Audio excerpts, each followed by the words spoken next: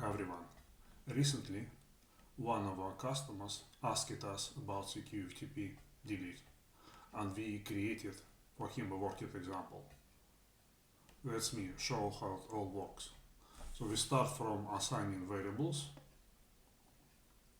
We set local folder. This is where we are downloading the files into, and remote folder. So the folder on the FTP server. Then we delete the files from the local folder. We download the files from remote folder into local folder using mask, all of them. Then we loop over the files in the local folder one by one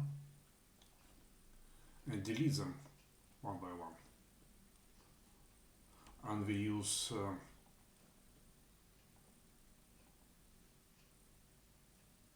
loop value variable to get the file name. The problem with this variable is that it also holds the full path to the file, and we just need the file name so we can delete it.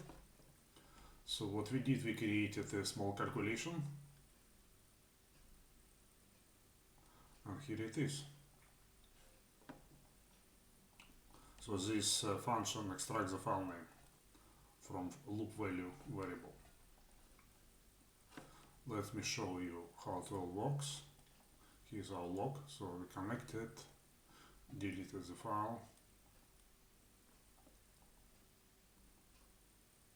It's all done. Okay, thank you for watching. If you have any questions about automation or need any help with your automation tasks, please post them on our support forum, and we will do our best to help you. Please like and subscribe. Bye.